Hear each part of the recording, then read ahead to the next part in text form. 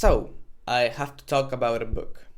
I haven't read many books. Well, reading plans do not count, and I'm pretty sure everyone else is going to talk about The Diary of a Wimpy Kid. So I guess I'm screwed since I don't have any book I can talk about.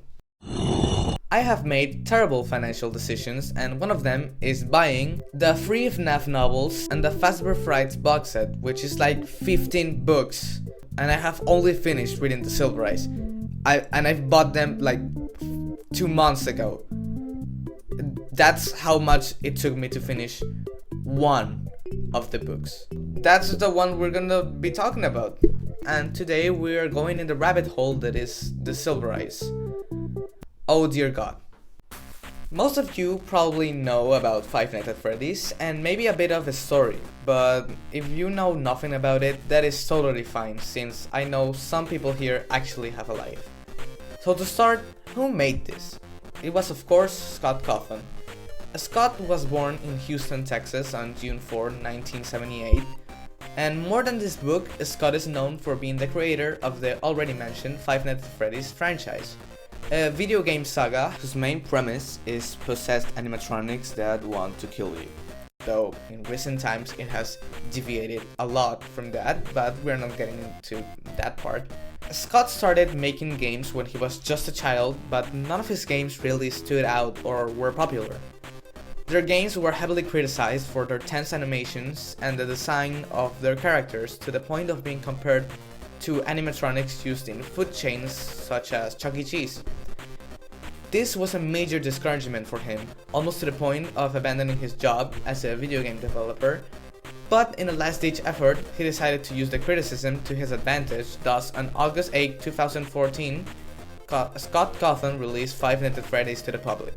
The game was very well received and managed to get a big fan base in the weeks it was released. From there, Scott decided to continue the franchise with a varying number of games, making several spin-offs and movie, and even releasing the books that I already mentioned.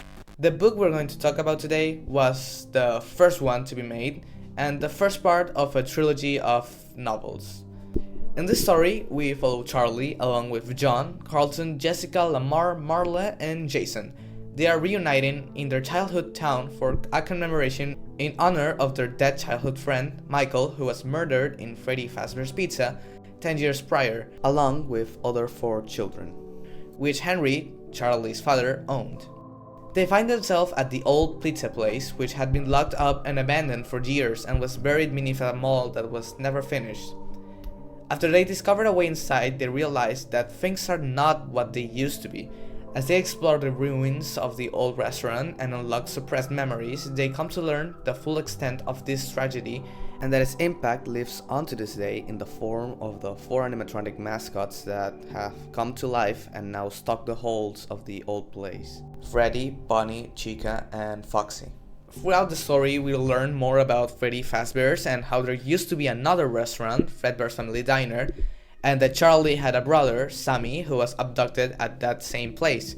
I guess Freddy's is a big magnet for weirdos who want to kidnap children or something. They keep going in and out of the pizzeria each night until one time they get caught by a guy named Dale, who is a security guard.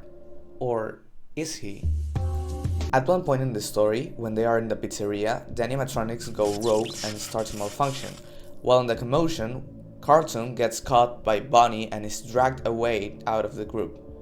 The group leaves, and when they realize they left Carlton, now they have to go back and save him, learning the truth to what happened to those dead kids and learning who the killer is. This book offers a suspenseful and engaging story. The eerie atmosphere keeps the reader captivated. As much as you may think, the book doesn't rely solely on horror tropes, but cleverly combines elements of mystery, allowing readers to piece together the events alongside the characters. For fans of the game series, it provides a new perspective to the universe they already love, expanding upon the lore and offering a different medium through which to experience the story.